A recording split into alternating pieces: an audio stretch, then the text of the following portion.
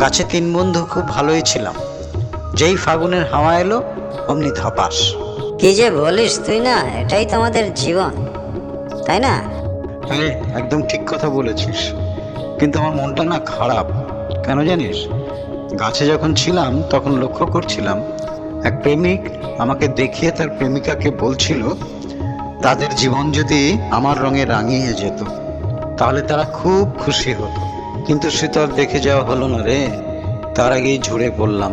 এই চল চল চল, এখানে সময় নষ্ট করা যাবে না। চল কাছে পিঠে গিয়ে একটু বসে আমরা কথা বলি। আমরা আর কতক্ষণই বার বেঁচে থাকবো বল? এরপর তো আস্তে আস্তে শুকিয়ে যাব। চল চল তাড়াতাড়ি চল। হ্যাঁ, চল, চল সবাই সবাই চল। চল চল। চল।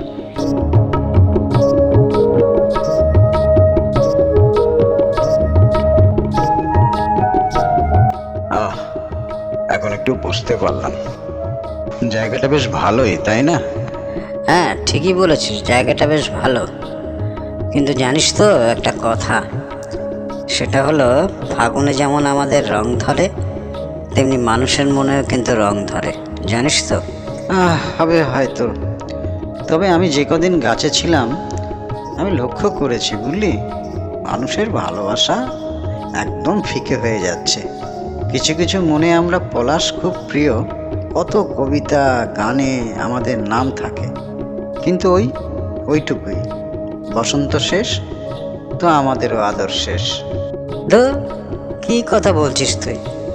জানিস তো ভালোবাসা বলে আর কিচ্ছু নেই, যে যার স্বার্থে ভালোবাসে। তা নাহলে তুই জানিস আমাকে এক প্রেমিক হাতে নিল, তার ভালোবাসার মানুষটিকে দিল না। কেন জানিস? আমি একটু ফিকে হয়ে গেছি রঙে। তাহলে বুঝে দেখ প্রেম ভালোবাসা কোথায়, রঙের ভালোবাসা। বলিস না আর বলিস না। তোদের কথা শুনে না আমাকে কিছু এখন বলতেই হচ্ছে। শোন, তোদের থেকে তো আমি একটু বড়, মানে দুদিন আগে ফুটেছিলাম। শোন শোন, আমার অভিজ্ঞতা তোদের থেকে অনেক বেশি। এটুকু বলতে পারি, শোন, ভালোবাসা একেবারেই মনের চাহিদা। আর এই মনই হলো সব। কার যে কোথায় ধরা দেবে আর কে যে কখন ধোকা খাবে এ বোঝা বড়ই মুশকিল।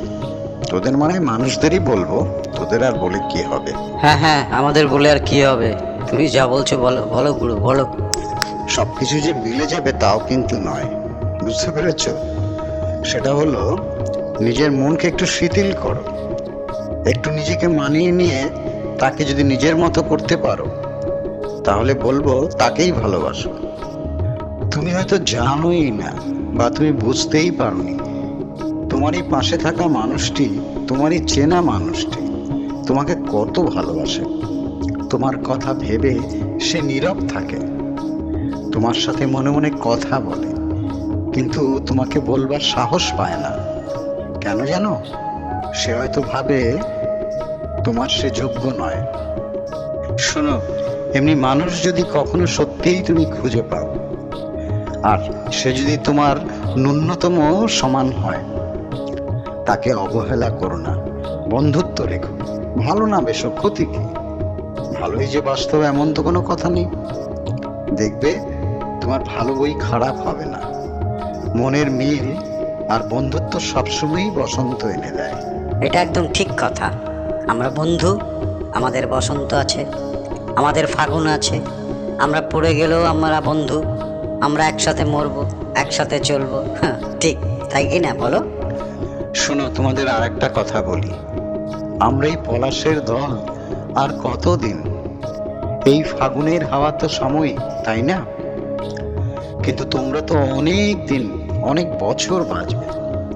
তাই বলি, প্রেমে যদি মনের সাথে শরীরের টান না থাকে, ভালোবাসার হাতছানি যদি কমে যায়, তাহলে জানবে সেখানে আর যা হোক প্রেম নেই। মন নেই তো প্রেম নেই, আর প্রেম নেই তো বসন্ত নেই। কোকিল যতই ডাকুক তোমার কানে আর তা আসবে না। তাই বলবো, মনের ফাগুনে খুঁজে নাও, খুঁজে নাও তোমার মনের মানুষকে। সে যে তোমার জীবন সঙ্গিনীই হতে হবে এমন কোনো কথা নেই, কিন্তু বন্ধুত্ব হতে পারে। ভালো বন্ধু হতে পারে, যে বন্ধুত্ব আমাদের পলাশ রঙে রাঙা যে আভা থাকে, সেই আভা যেন প্রতিনিয়ত মিশে থাকে তোমাদের সেই বন্ধুত্বে। একেবারে লম্বা চওড়া ভাষণ দিবি।